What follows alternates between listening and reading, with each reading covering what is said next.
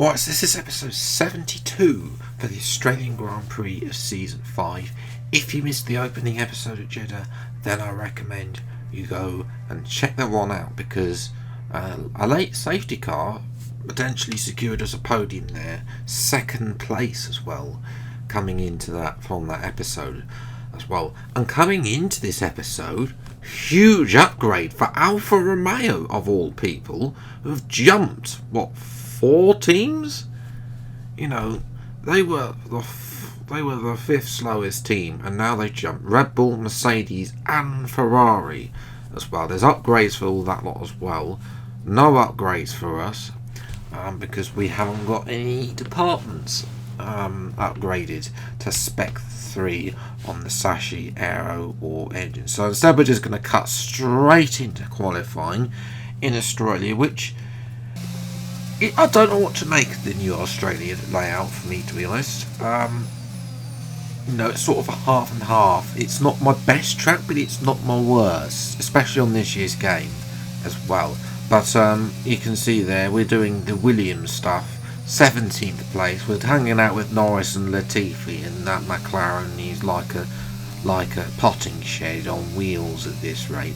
But for us, almost 3 tenths up through the first set. We've got Alfa Romeo behind us actually on his final lap as well. Vettel having a shocker in 15th as well. So it's not just me down here. We're looking to improve.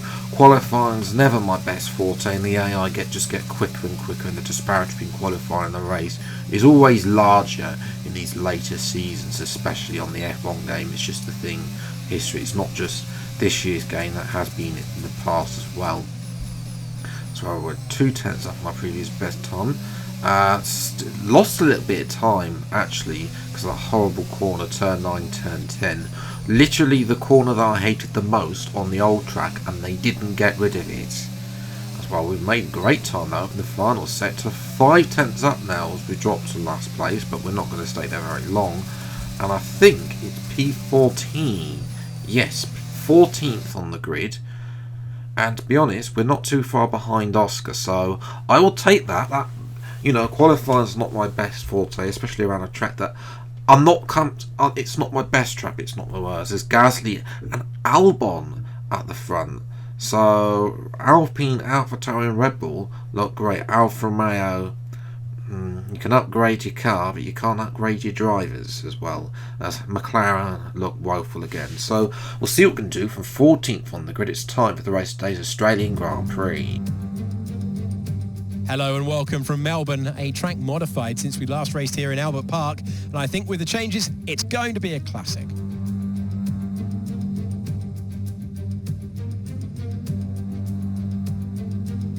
The Melbourne circuit is certainly one that needs to be taken seriously. Its combination of slippery surfaces and difficult corners make it a tricky track when it comes to overtakes. Drivers find it hard to pass and will need to take full advantage of those DRS zones if they want to have any hope of breaking through.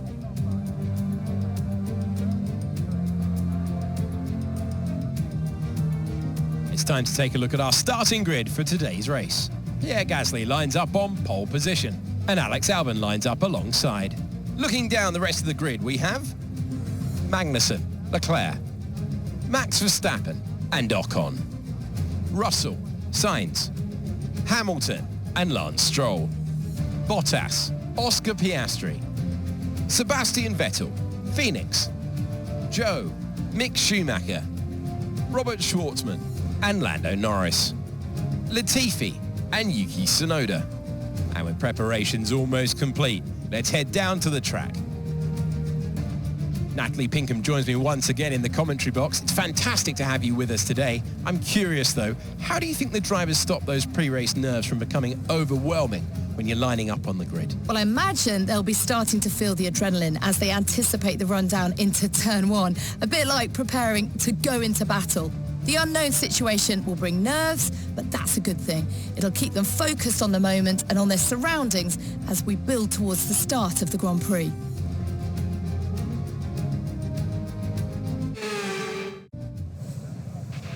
Okay, now that we've got some good points on the board, let's continue this form and aim for another top 10 finish. I'm hoping that Oscar and myself can break into the points. I don't think we're going to be second on one button anywhere near the podium, sadly. But I do think we can get into some points. Maybe the lower end of the points. We'll have to wait and see. Hopefully we can work together with Oscar to move up the field. Race strategy is a one-stop. Thought about mediums, but we're just going to stick with softs. Make the most of it to try and get the most places as possible. That's 5 lights and away we go for the Australian Grand Prix. And as usual, it's a miserable start as well. We've got an Alfa Romeo as passes into turn. We're going to try and dive down the inside. This contact with Piastri. He's forced his way through. Stroll's been forced out after an unfortunate qualifying. Got to mention the Aston Martins had a good qualifying. He tried to go at the inside of Hamilton, got forced out by Piastri, and then forced out by myself and Vettel, and he's going to lose out to Zhou as well. So a bad start for Stroll there, as Albon is now having a go at Magnussen in the AlphaTauri, and Albon is up to P2. We're going to try and get Piastri, Vettel and Piastri there. Can't get Piastri though, he keeps his footed around the outside. But we have got Vettel, so we're up to 12, Vettel down to 13th in a woeful Ferrari. Now though, we're down the inside, get the position done. Oscar doesn't fight it too much. I want him to follow me now, but so a little bit wide out that corner, turn 10, which is unfortunate. But you know, we thought he's centre on Piastri. You know, we can't be stuck behind. We need to work together to get up the field. And first up, we're going to try and get past Sir Lewis Hamilton, who's on the mediums. He's going to be slow than everyone else in this first part. The stint as he almost puts us in the wall. Oh my goodness, that was almost race ending. Yeah, he just kept going right as if though we weren't there, then tried to squeeze me into the wall, having absolutely none of it. Well, here's a replay, just like he's not there, makes a slight twitch at the last minute, and then even doesn't even recognise the corner there as he tries to take the apex first, as well as Vettel is battling with Stroll, and I think Stroll's going to make an overtake here on Vettel, who hasn't had the best of times in the Ferrari since moving. Scuderia really have been one hand time on attack, and Vettel does getting yields to Stroll. So Stroll in front of Vettel, the Aston Martin looking good with Bottas up in the points, as Piastri now is having a go round the outside of Lewis Hamilton, and Piastri is through the locals like that. So Piastri is up to 11th as well. Hopefully we can follow through on maybe catch a couple of other people. But Zhou Guanyu in the Alfa Romeo, that car likes to retire, and that's exactly what his car did, and it's broken down yet again in this career mode. There's some debris at turn 1 and the safety car's being deployed. What happened here? So Leclerc went off circuit, came back on and crashed into Sainz. Neither of them now have a front wing. The safety car's out to clear out the mess that's been left. And there's Bottas. Unfortunately, we are going to double stack. I tried to hug the rear of Bottas as much as possible. Hamilton is going to continue on, so he surely is going to miss out. Like even pitting for hards or something like that would be probably a better strategy than staying out and waiting for the softs now, because everyone's going to gain at the back of them. A couple of other cars, like the 2 McLarens and the 2 Haas cars, I think have also stayed out with Hamilton as well. But Hamilton, the advantage for Gasly and Albon is that they're ahead of the 2 Haas and the 2 McLarens, who are woefully slow cars as well. So they're going to, you know, it's definitely going to be Albon versus Gasly for the race win, and Magnussen will be battling for the final podium as it stands. But as the race gets restarted on lap number 12, it's a poor restart for me, and I've had a very good restart here. But has Gasly now round the outside of Hamilton, and he takes the lead, not even with DRS. That Mercedes is woeful in a straight line. It has been for many seasons. Why can't Mercedes develop a proper engine as well? As we go round the outside, turns the inside, a lovely little move on Ocon. We'll get a replay of that as well.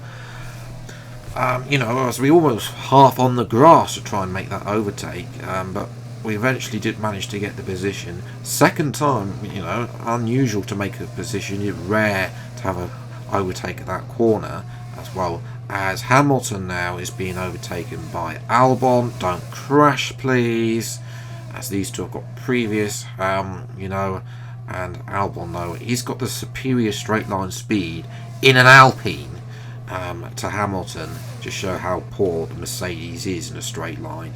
And that's there, as Leclerc is getting very frustrated, held up behind Stroll, as Ocon had a little go at me as well, but I'm having none of it. Closed the door right in front of his face, and he's going to have to stay behind. And now Verstappen's having to go at Hamilton, and Hamilton will not want to let Verstappen pass, and he doesn't. He gets the elbows out, and he forces him out at turn 1, and that's going to allow Magnussen. We know how slippery the AlphaTauri is in a straight line. He's all over the back. Verstappen, he has a look at the double dive bomb. Can he get both of them? He's already got Verstappen. No, he can't get Hamilton. Has to stay for P4. But for now, yes, they got things. But Hamilton eventually pits. Gasly is comfortably in front of Albon. Albon hasn't got to place much Gasly in the end, as we're now catching on lap 14 up to the other Mercedes of George Russell as well. So, you know, yeah, we've been very quiet in this race, just slowly catching up to Russell. But now we've got DRS, we've got not a lot of ERS, but it does regenerate. Okay, it's not the best because it's not maxed out, as we dart down the inside with DRS, and it's a nice clean overtake as well, unlike on his teammate. But, you know, DRS around here, the Mercedes is probably the worst in a straight line in terms of engine power, and, you know, that was an easy, comfortable move in the end to move up into P5. And that was the end of the race. Gasly just dominated in the end. There's absolutely no chance. For us, P5, you know, this car's a work in progress. If we can get HQs upgraded, then, you know, we've got lots of resource points to spend. But 5th place and 14th is good enough for me. I will take that after a less than satisfactory qualifying there. But Gasly is untouchable. 19.7. Look, so, you know, you see the 4 cars behind me had slower times, but, you know, they were unable to overtake and get the best position. So, you know, getting stuck in DRS trains, battling each other as well. Bottas even showing Aston's pace. We were on par with him. So, you know, I feel that if Aston continue their upgrade progress, then, you know, the progress they've made, because they were nowhere near 8th place, and 8th and 12th, that's a very, probably their best overall result without carnage in this entire career mode series. Schwartzman got 11th, but it was a quiet race for him. Doesn't have the pace, as I said, as well as Leclerc, P14, nothing for him. Still no points for Lewis Hamilton in this career mode. Piastri got 10th, as we somehow are still in 2nd place, but I suspect Verstappen and Albon and the others will start to overtake as they start to outscore us throughout the coming races. But, you know, Gasly's way out in front. He's winning this championship as it stands in an AlphaTauri. You know, AlphaTauri way out in front of the constructors as well. Ferrari, Mercedes don't look that great. If we can keep in front, though, if either the Mercedes, you know, fight for 5th place, and I think that would be a good finish. The car's only going to get better, and the best news of all is that we've got a Sashi upgrade coming in 2 days' time. So we're going to be we've got 24,000 R&D points to spend.